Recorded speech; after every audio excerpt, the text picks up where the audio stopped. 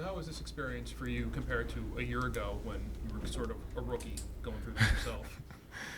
Yeah, I think it's been a fun experience the second time around, a little bit more prepared, understanding the lay of the land. I'd have to say probably the only wrinkle in the whole thing is we're just down to one ice sheet. So that changes the little things up a little bit, but at the same time, we're still getting out there, putting the Zamboni guys to work down there, so we'll keep the ice nice and fresh for the boys. You watched Oliver Bonk obviously progress throughout the course of the season. How did you see him get better throughout his year in juniors, and what do you see from him right now? Yeah, I think his confidence really shows out here. He looks like he's played pro hockey already, the way he just handles himself in the locker room and out on the ice. Throughout the course of the year, he never put a teammate in a bad spot when he's breaking a puck out. And then I think throughout the course of the year, Bumper Bonk got put into play there, and I think his confidence kind of grew being on the power play and scoring a lot of goals in that area. So, I just believe he knows who he is as a player.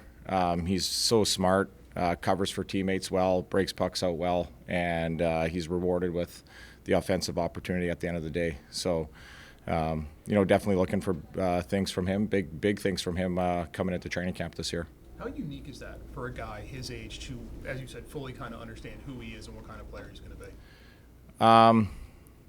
I think it's like he's probably one of few that really understand it. I think a lot of them come in, whether they're, first line center in the OHL or in college hockey, and they come to pro and they will still want to be that first line center. Once they understand where they need to fit in the lineup to play, that's when they make their biggest strides. So for him to already know that, I think he's way ahead of the game. Do you think some of it also is being the son of an NHL player that helps sometimes in that regard, maybe in that developmental curve?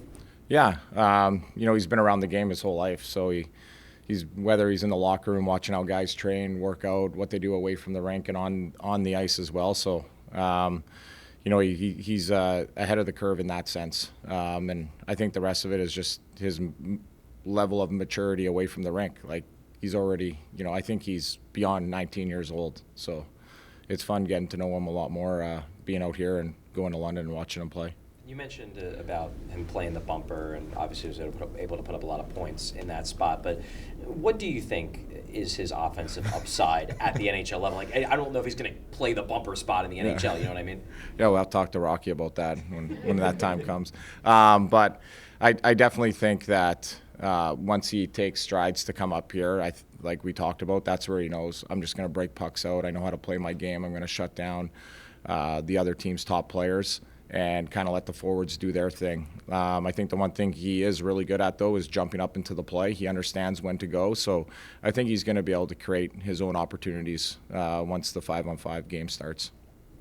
I know it's only one day, but with Jett Luchanko, what's the early impression, either from here or maybe when you watched on video in the last couple days since the draft? Yeah, actually, when I went to go watch Barkey and Bonk play, they were playing against Guelph.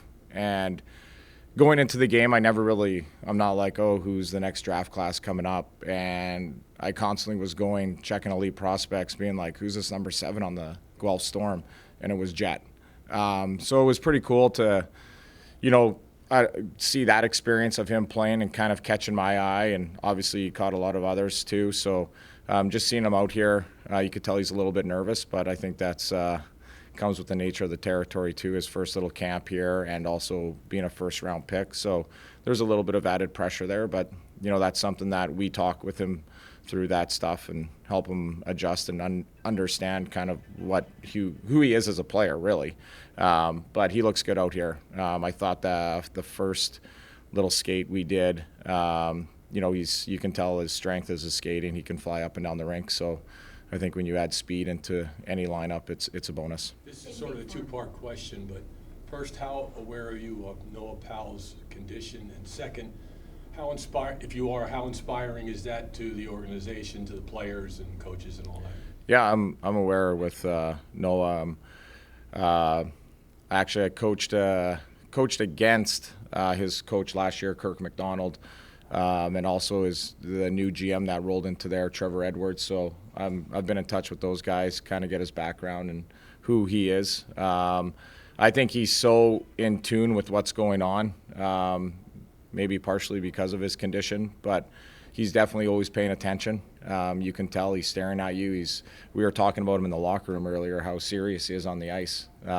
He actually hit me in one of our drills, and I felt it. So he was one of the few guys I was saying, oh, geez, this guy's tough. Or he's not tough, but strong. And he's built pretty good. So, already at that age to have that, level of, like, muscle on his body, it's pretty impressive. Do you guys have to do anything different with how you normally run development camp because he has the hearing loss? Or do you maybe do more one-on-one with him so he's to make sure he's kind of following along because of the hearing loss? Or? No, we just approach it the same way. I think he's obviously aware and understands that if he doesn't understand something, or we make it an open door policy with us that if you have a question, come up and ask, and there's nothing wrong with that. I think I remember learning that in grade 3. Asking questions and kind of speaking your mind a little bit. So I think once guys open that door a little bit and they kind of get comfortable with us, the questions start to come a little bit more. How much did you watch of Mitchkov throughout his season, and what kind of adjustments do you see him having to make at this level? I watch a lot of his games. As a KHL alumni myself, I like to check back in on the league, see how it's doing. But I think the biggest adjustment is just going to be going to the smaller ice on every night. Over there, some rinks are big and some rinks are the NHL size. So for him, I think just being in the D zone, worrying about that, I think playing for Torts, he's going to learn that pretty quick. And just little board battles, kind of the stuff we were actually doing today would be perfect for him. But I think the blue line out, and when he gets the puck, I think he's going to pull all of you guys right out of your seats and along with the other fans at the Wells Fargo Center. So I don't know how long it'll take for him to adjust to the league. But once he figures it out and understands and his line mates and stuff like that, he's going to be a pretty special player. Riley, you mentioned seeing Barkey a lot this year. Just what was it like to see him kind of take off, and where do you think he made the biggest strides?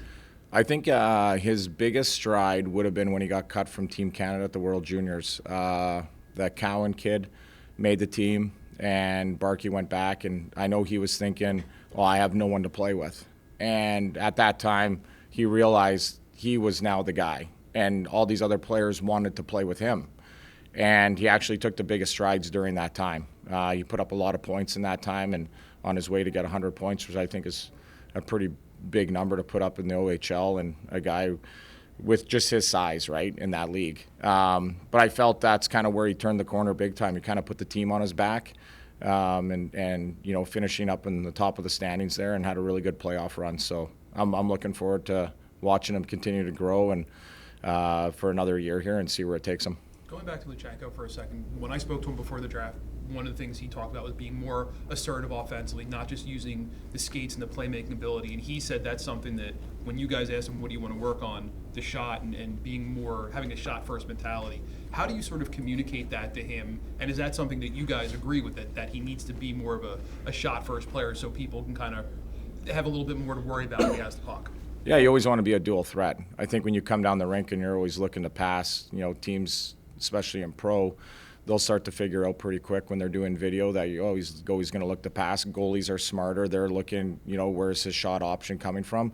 But as soon as he starts to work on a shot and he brings that into his game, he's going to probably start to beat a lot of goalies short side that are probably cheating for that pass. It goes back to, young players that are coming up. You look at Tyson Forster and Bobby Brink. They get up there and they're playing with TK or Farabee, and they're like, I got to pass the puck to those guys. Where it's like, no, you guys can score goals too. It's good, and when you add more of that into your lineup, it's always better. I can go back to Barkey for a second. Is there any chance he will turn pro next year? Do you guys want him to go back to junior for one more year? Yeah, probably junior another year. Okay. That's above my pay grade, so yeah. You can bring in the big guy. If he turns pro, I did a pretty good job, though, I think. Yeah.